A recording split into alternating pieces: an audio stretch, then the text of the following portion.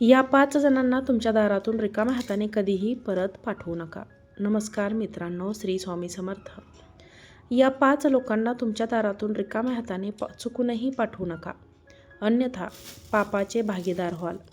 आयुष्यभरासाठी शाप भोगावा लागेल. म्हणूनच मित्रांनो, 5 लोकांना तुमच्या दारातून कधीच रिकाम्या हाताने पाठवू नका. अगदी काहीच नाही तर त्यांना किमान अन्न, भाजी भाकरी द्या किंवा एखादी वस्तू द्या. या 5 व्यक्तींच्या आशीर्वादाने तुमचं नशीब बदलेल, घराला सुख समृद्धी लाभेल. तर कोणत्या आहेत त्या 5 व्यक्ती, चला जाणून घेऊया. त्याआधी चॅनलवरती जर तुम्ही नवीन असाल तर चॅनलला सबस्क्राईब करा, व्हिडिओला एक लाईक करा आणि कमेंट बॉक्समध्ये श्री स्वामी समर्थ लिहायला विसरू नका. सर्व धर्मामध्ये दानधर्माला खूप महत्त्व आहे. हे केवळ एक प्रथा किंवा परंपरा नाही, तर धार्मिक ग्रंथानुसार असे मानले जाते की जेव्हा एखादी व्यक्ती दान करते तेव्हा त्याच्या प्रभावामुळे त्याला इंद्रिय आसक्तीपासून मुक्ती मिळते.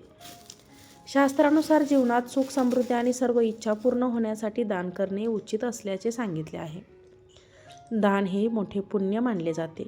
असे मानले जाते की दान केल्याने व्यक्तींचे अनेक पापे नष्ट होतात आणि मृत्यूनंतर स्वर्ग प्राप्त होतो.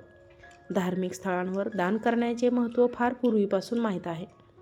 पण घराच्या दारामध्ये आलेल्या संन्यासी रिकाम्या हाताने परतणे हे हानिकारक ठरू शकते. शास्त्रानुसार या 5 लोकांना रिकाम्या हाताने परत पाठवले तर नशीब दुर्दैवात बदलते.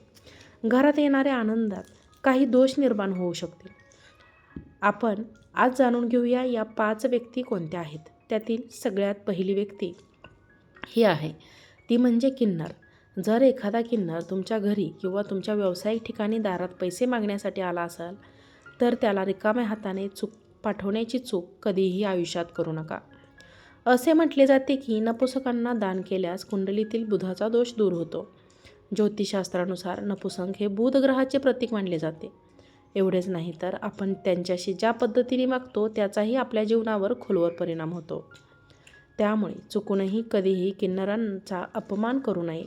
जर तुम्हाला त्यांना देणगी द्यायची नसेल तर देऊ नका, पण त्यांचा गैरवापरही कधी आयुष्यात करू नका, अशी एक धार्मिक मान्यता आहे. जर यांना हिरव्या रंगाची कोणती वस्तू दान केली तर ती खूप शुभ असते. असे केल्याने जीवनात सुख समृद्धी येते.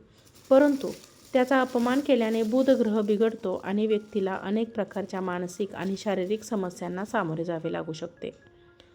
म्हणूनच ते दान केले पाहिजे. शक्य असल्यास त्यांना हिरव्या रंगाची कोणतीही गोष्ट दान करावे.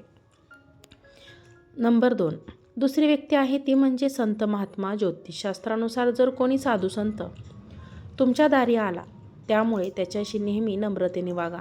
जर तुम्हाला त्यांच्याकडून काहीही ज्ञान मिळवायचे असेल तर ते नक्कीच मिळवा किंवा आधाराची खूण म्हणून जे काही शक्य आहे ते दान करा आणि त्यांच्या चरणांना स्पर्श करून त्यांचा आशीर्वाद घ्या.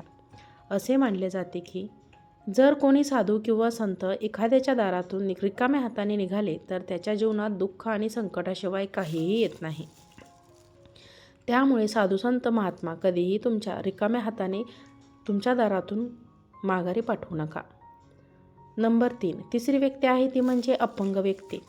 एखादा अपंग किंवा असहाय्यता व्यक्ती तुमच्या दारात मदतीसाठी येत असेल तर त्याला मदत केलीच पाहिजे.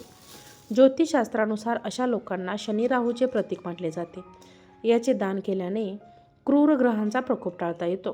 कुंडलीत शनिदोष असेल तर जीवनात दुःख आणि संकटे येतात असे ज्योतिषशास्त्रात सांगितले आहे. पण कधीकधी असं होतं की आपण आयुष्यात सगळं बरोबर करत असतो, पण असे असूनही जीवनातील दुःख त्रास कमी होण्याची चिन्हे दिसत नाहीत.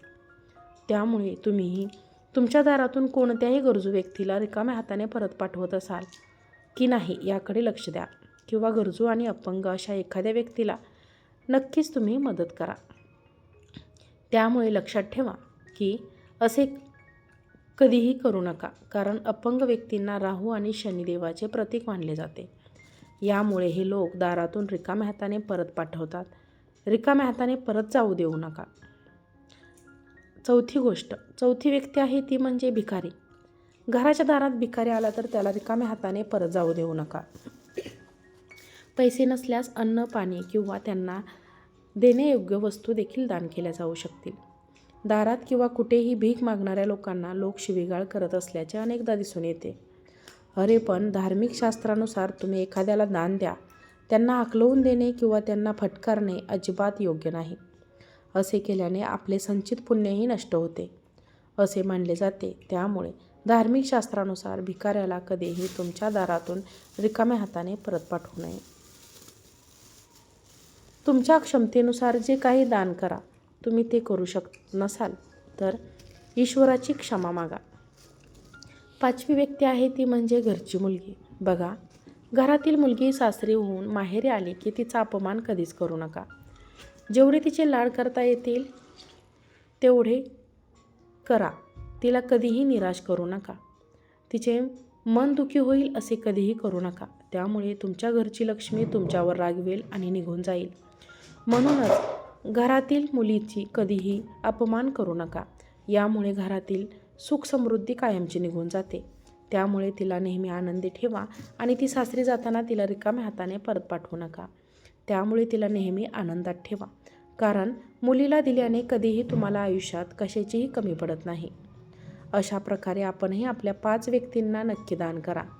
मित्रांनो आणि मैत्रिणींनो, तुम्हाला जर हा व्हिडिओ आवडला असेल तर व्हिडिओला एक लाईक करा. चॅनलवरती जर तुम्ही नवीन असाल तर चॅनलला देखील सबस्क्राईब करा. व्हिडिओला हाईप करा आणि हा व्हिडिओ जास्तीत जास्त लोकांना शेअर करा. आजचा व्हिडिओ पाहिल्याबद्दल तुम्हा सर्वांचे मनापासून खूप खूप धन्यवाद. श्री स्वामी समर्थ. जय जय स्वामी समर्थ.